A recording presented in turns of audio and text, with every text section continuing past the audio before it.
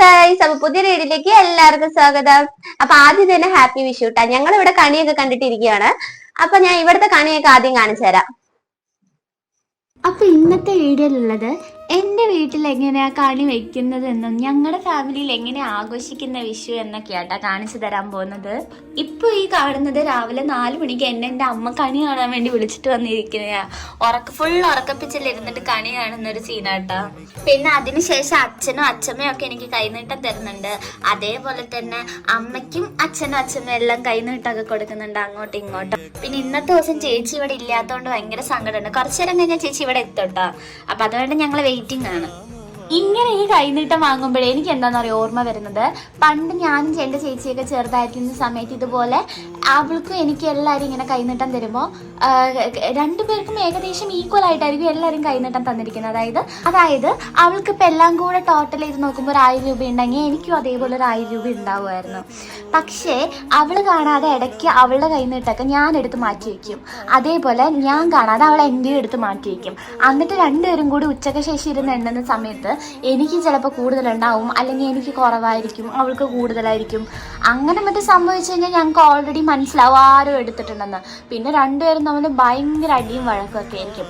അങ്ങനെ അമ്മ ആദ്യം വന്ന് ചീത്തയൊക്കെ പറയും. പിന്നെ ഇതിനൊരു സൊല്യൂഷന് വേണ്ടിയിട്ട് അമ്മ എന്ത് ചെയ്യും, അമ്മയ്ക്ക് കിട്ടിയ ഒരു കൈനീട്ടൊക്കെ ഉണ്ടാവുമല്ലോ, അതെല്ലാം എടുത്ത് രണ്ടുപേർക്കും വിരിച്ചു തരും.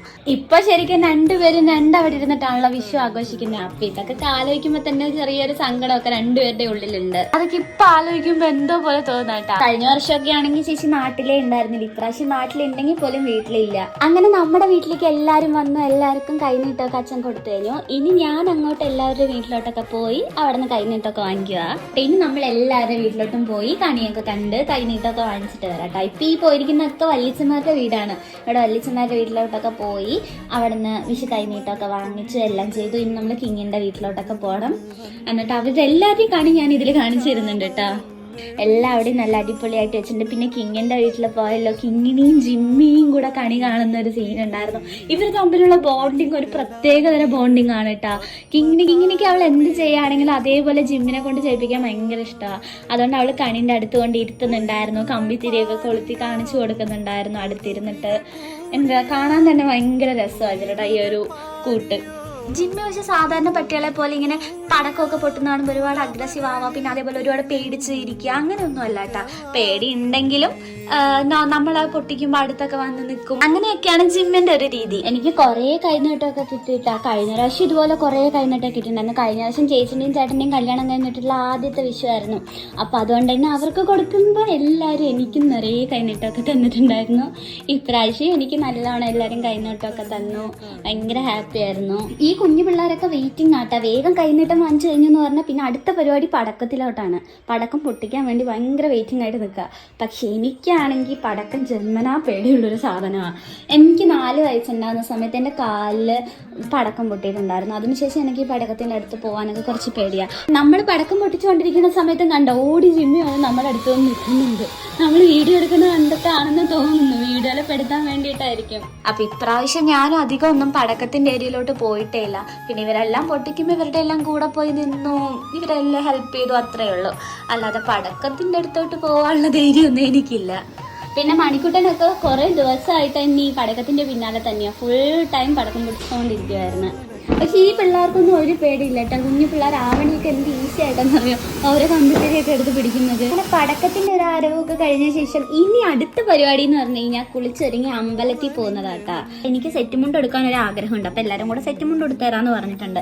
എനിക്ക് എൻ്റെ അമ്മ എടുത്തരുന്നതിനേക്കാളും കംഫർട്ട് ഇവിടെ വല്യമ്മയും അല്ലെങ്കിൽ നിശ്ചയിച്ചൊക്കെ എടുത്തു തരുമ്പോഴാണ് എനിക്ക് കുറച്ചും കൂടെ ഒന്ന് ഓക്കെ ആയിട്ട് കേട്ടോ. അപ്പൊ അതുകൊണ്ട് ഇന്ന് എനിക്ക് എടുത്തു തരുന്നത് നിശ്ചയിച്ചാണ്.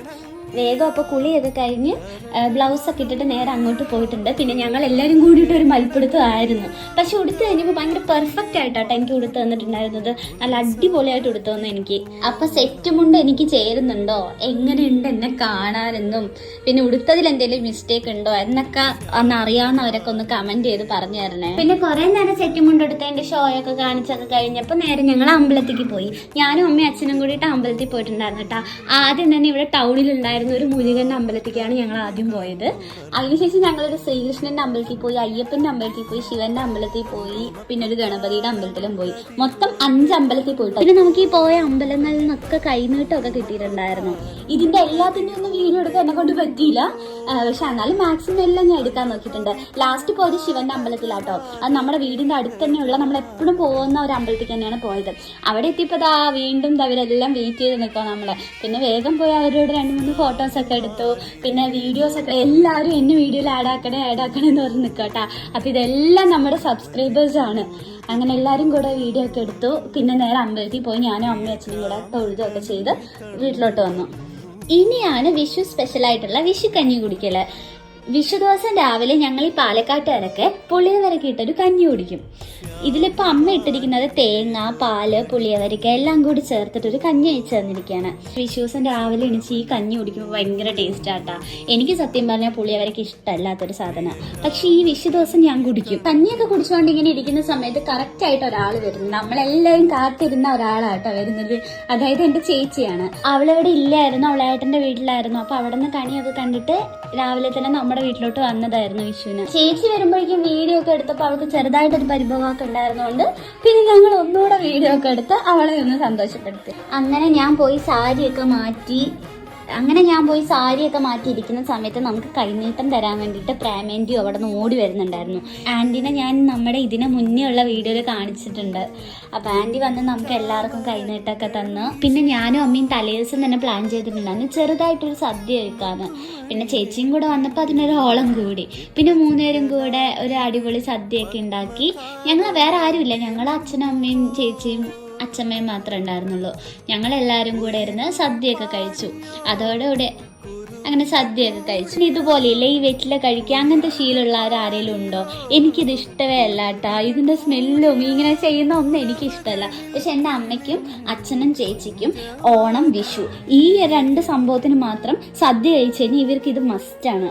ഇവർ 3 പേര് ഇരുന്ന് ഇത് കഴിക്കും. പക്ഷെ ഞാൻ ഇവരുടെ ഈ കൂട്ടത്തിൽ കൂടില്ല കേട്ടോ. അപ്പം ഞങ്ങളുടെ ഈ ഒരു ചെറിയ വിഷുവും പിന്നെ എൻ്റെ ഫാമിലിനെയൊക്കെ ഇഷ്ടപ്പെട്ടിട്ടുണ്ടാവുമെന്ന് ഞാൻ വിചാരിക്കുന്നു. അങ്ങനെയാണെങ്കിൽ നമ്മുടെ ചാനൽ ലൈക്ക് ചെയ്യാനും സബ്സ്ക്രൈബ് ചെയ്യാനും മറക്കല്ലേ. വൈകാതെ തന്നെ പുതിയൊരു വീഡിയോ ആയിട്ട് വരാം. ബൈ.